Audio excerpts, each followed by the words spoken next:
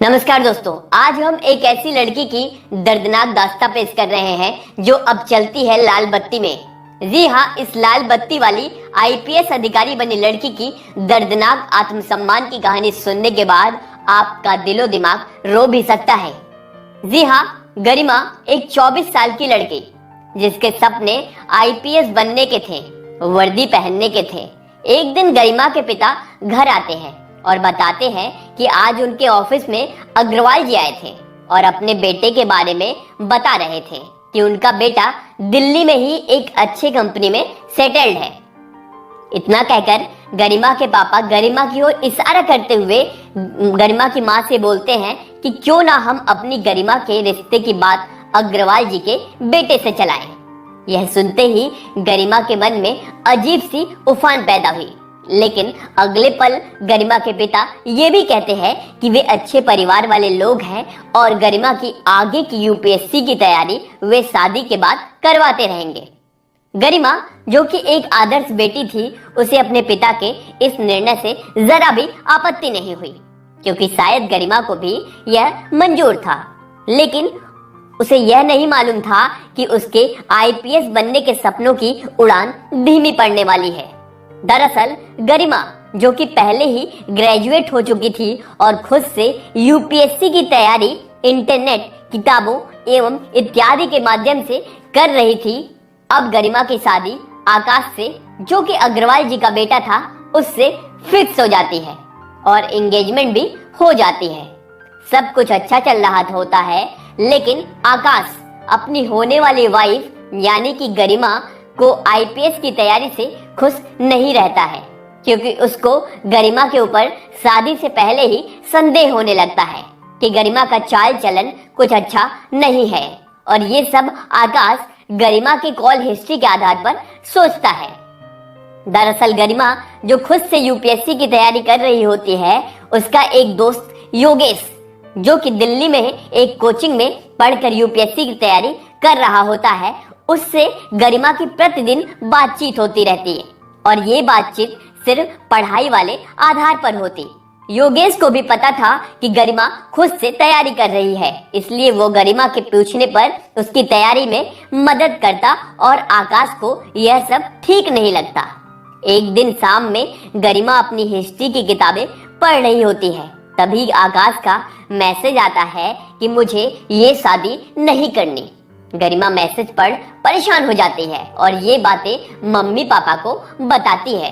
गरिमा के पिता अग्रवाल जी से बात करते हैं, लेकिन आज अग्रवाल जी के सुर बदले बदले से होते हैं। अग्रवाल जी गरिमा पर लगातार आरोप लगाते हुए कहते हैं कि आपकी बेटी का चाल चरित्र मेरे बेटे को पसंद नहीं और शादी के लिए मना कर देते हैं।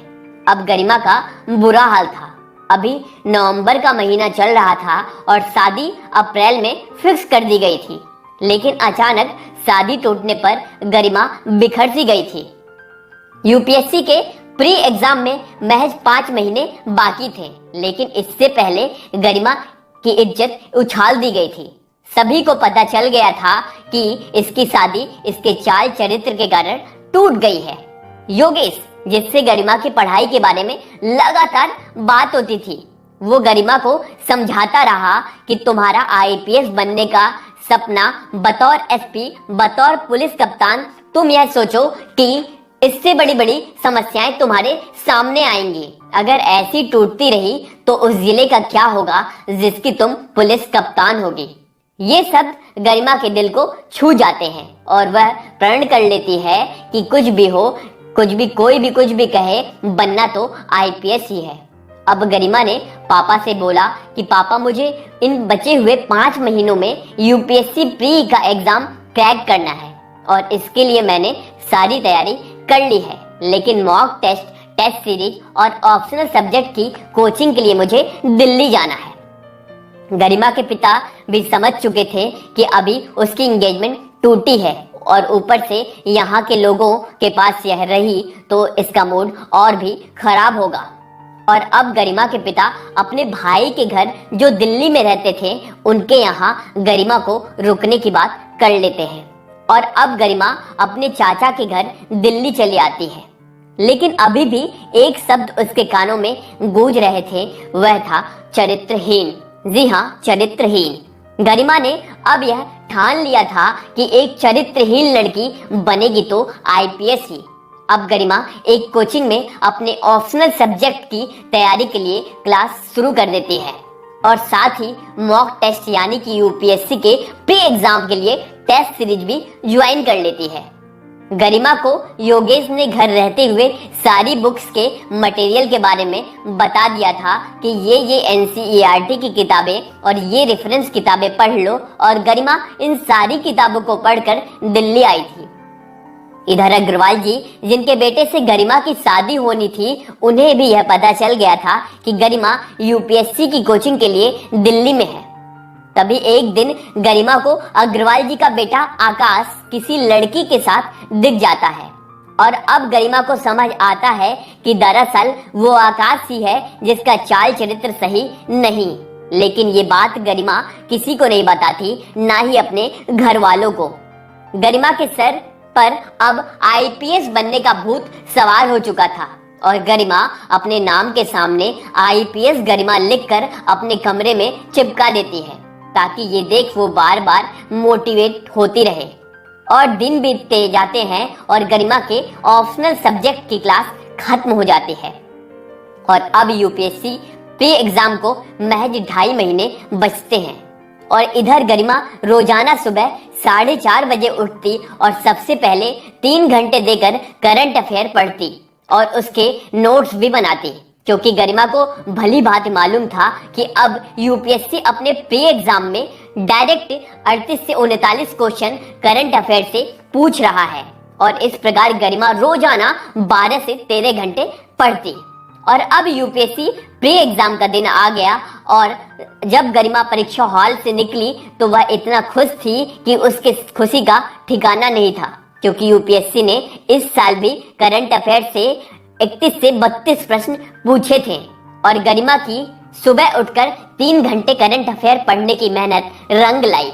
घर आकर गरिमा को पूरा यकीन हो गया था कि उसका यूपीएससी प्री एग्जाम क्वालिफाई हो रहा है, यानी कि यूपीएससी प्री की प्रारंभिक परीक्षा क्वालिफाई हो रही है।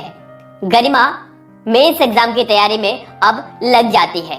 गरिमा को यह पता था कि आगे के 2 पड़ाव यदि उसने पास कर लिए तो वो सितारों वाली वर्दी उसके कंधों पर होगी, जिसके कारण उसकी शादी टूट गई और यूपीएससी प्री के नतीजे आ जाते हैं और गरिमा प्री एग्जाम पास कर लेती है। धीरे धीरे कड़ी मेहनत से गरिमा अपनी कोचिंग मॉक टेस्ट में भी अच्छा स्कोर लाती है और अब मेंस एग्जाम का भी दिन आ जाता है और गरिमा मेंस भी पास हो जाती है। और अब बारी इंटरव्यू की थी, लेकिन इंटरव्यू में कुछ अजब ही हुआ। दरअसल गरिमा जैसे ही इंटरव्यू के लिए पहुंचती है, बातों बातों में गरिमा अपनी टूटी हुई शादी की बात बोर्ड के सामने रख देती है और इंटरव्यू बोर्ड के लोग लगातार गरिमा से उसकी टूटी हुई शादी पर प्रश्न करते हैं और एक ने यह भी पूछ डाला कि क्या हिंदू विवाह में एंगेजमेंट को भी कानूनी मान्यता की आवश्यकता होनी चाहिए। इस पर गरिमा ने जोरों से अपनी बात रखी और यह भी कहा कि भारत में ऐसी हजारों लड़कियों जिन्हें उनके एंगेजमेंट के बाद बिना किसी कारण के शादी टूटने का सामना करना पड़ता है। ऐसे में यह भी एक अपराध की श्रेणी में आता है कि आज आप जब चाहो तब शादी की आधी रस्में कर लो और जब चाहो तोड़ लिया। इस प्रकार इंटरव्यू खत्म होता है और अब गरिमा फाइनल रिजल्ट का इंतजार करने लगती है और अब आज फाइनल रिजल्ट का भी दिन आ जाता है और गरिमा यूपीएससी की परीक्षा में 238वीं रैंक पाती है। और जब यह बात अग्रवाल जी के घर वालों को पता चलती है तो उन्हें यह आभास हो जाता है कि एक आईपीएस बहू को उन्होंने खो दिया है। जी हाँ दोस्तों, जब जब किसी का अपमान हुआ है तब तब उसने इतिहास रचा है। खामोशी से अपमान को सहिए और वक्त आने पर आपकी वर्दी, आपकी पावर उन सभी को जवाब देती है जो ये सोचते हैं कि आप जिंदगी में कुछ नहीं कर पाओगे। गरिमा यदि आकाश से शादी कर भी लेती तो शायद आईपीएस नहीं बन पाती और बन भी जाती तो भी सब कुछ ठीक नहीं रहता।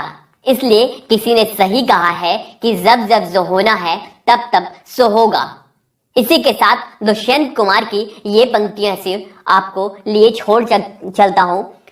इस नदी की धार से ठंडी हवा आती तो है, नाव जर्जर ही सही लहरों से टकराती तो है, एक चिंगारी कहीं से ढूंढ लाओ दोस्तों, इस दिए में तेल सी भीगी हुई बाती तो है। दोस्तों, यदि आपको यहाँ पे ये स्टोरी अच्छी लगी तो इस वीडियो को अधिक से अधिक शेयर करें। यदि आप हमें YouTube पे देख रहे हैं तो इसे YouTube पे शेयर करें, और यदि आप हमें Facebook पर देख रहे हैं तो इसे Facebook से अन्य प्लेटफॉर्म पर शेयर करें, WhatsApp पर शेयर करें, Facebook के अन्य प्लेटफॉर्म पर शेयर करें, अन्य ग्रुपों में शेयर करें, ताकि इन फ्यूचर किसी भी गरिमा